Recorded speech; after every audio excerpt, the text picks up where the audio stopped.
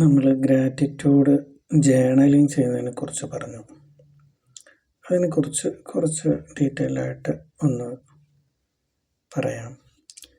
ആദ്യം തന്നെ ഈ ജേണലിങ് എഴുതുക എന്ന് പറയുന്നത് നമ്മുടെ ബ്രെയിനിൽ ഒരുപാട് ഇമ്പാക്റ്റ് ഉണ്ടാക്കുന്ന, സബ് കോൺഷ്യസ് മൈൻഡിനെ സ്വാധീനിക്കുന്ന ഒരു പ്രോസസ്സാണ്.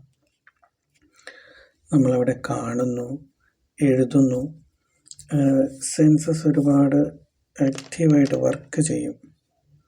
സോ എഴുതുന്നതിന് വലിയ ഇമ്പോർട്ടൻസ് ഉണ്ട് എന്നാദ്യം മനസ്സിലാക്കുക. അപ്പോൾ ഗ്രാറ്റിറ്റ്യൂഡ് ജേണലിൽ നമ്മളൊരു ബുക്ക് എടുത്തു, നമ്മൾ ഡെയിലി എഴുതാനാണ് പറഞ്ഞിട്ടുള്ളത്.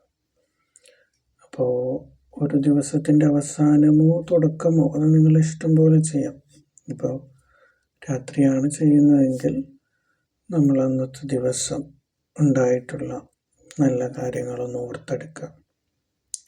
ചിലപ്പോൾ നമ്മൾ നോക്കി ഒരാൾ ചിരിച്ചതായിരിക്കും, നമ്മളെ ചിരിപ്പിച്ചതായിരിക്കാം, നമ്മൾ വിഷമിച്ച് നിന്ന സമയത്ത് നമ്മളെ ചിരിക്കാൻ സഹായിച്ച് ആ വ്യക്തിക്ക് നന്ദി എഴുതാം.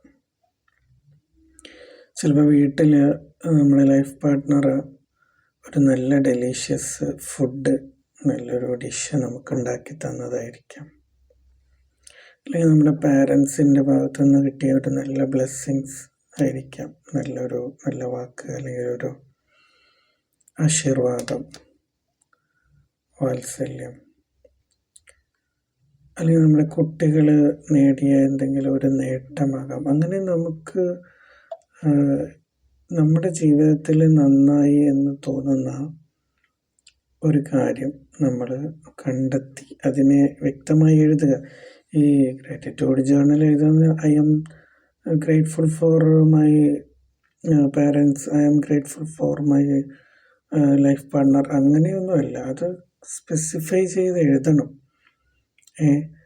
നമ്മളിപ്പോൾ പറഞ്ഞ പോലെ നമുക്കൊരു ഡിഷ് ഇഷ്ടപ്പെട്ടതാണെങ്കിൽ I am grateful for my life partner for giving me that delicious food. അത് സ്പെസിഫൈ ചെയ്ത് എഴുതുക. എനിക്ക് ഇന്ന അനുഗ്രഹം, ഇന്ന ഗുണം കിട്ടിയതിന് ഞാൻ നന്ദി രേഖപ്പെടുത്തുന്നു എന്നെഴുതുക. ഒരു ഫ്രണ്ട് നമ്മളൊരുപാട് വിഷമിച്ചിരുന്ന സമയത്ത് ഒന്ന് വിളിച്ചിട്ടുണ്ടാവും, എന്താണ് നിൻ്റെ പ്രശ്നം അല്ലെങ്കിൽ എന്താണ് എന്ന് ചോദിച്ച് നമ്മളെ, അതൊക്കെ പോട്ടെ സാരമില്ല അതൊക്കെ മാറും എന്ന് വിളിച്ച് സമാധാനിപ്പിച്ചിട്ടുണ്ടാവും.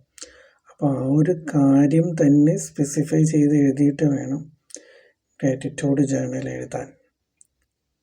ഓക്കെ, ക്ലിയർ ആയിരിക്കണം എന്നുള്ളതാണ്. ഇനി നമുക്കൊരു നെഗറ്റീവ് എക്സ്പീരിയൻസ് ആണെങ്കിൽ പോലും നമ്മളതിൽ നിന്നൊരു കാര്യം പഠിക്കുമല്ലോ, നമ്മളൊരു പാഠം അതിൽ നിന്ന് പഠിക്കും. അപ്പോൾ ആ സംഭവം അതൊരു ഗ്രാറ്റിറ്റ്യൂഡാക്കി നമുക്ക് എഴുതാം. ഞാൻ ഇന്ന ഒരു കാര്യം, ഇന്ന ഒരു എക്സ്പീരിയൻസ് നിന്ന് പഠിച്ചു, ഓക്കെ അത് തന്നവർക്ക് നന്ദി എന്ന് എഴുതുമ്പോൾ നമ്മൾ വളരെ അഡ്വാൻസ്ഡായി. നമ്മൾ ലോ ഓഫ് അട്രാക്ഷൻ പറയുന്നത് പോലെ നമ്മൾ ആ സമൃദ്ധിയിലേക്ക്, നല്ലതിലേക്കാണ് നമ്മൾ അട്രാക്റ്റഡ് ആവുന്നത്. നമ്മൾ പ്രശ്നങ്ങളിൽ അതിൽ മുഴുകിയിരിക്കാതെ അതിൽ നിന്ന് പെട്ടെന്ന് തന്നെ ബൗൺസ് ബാക്ക് അടിച്ച് നമ്മൾ പൂർവോപരി ശക്തിയിൽ തിരിച്ചു വരിക എന്നുള്ള ഒരവസ്ഥയിലേക്ക് എത്തും.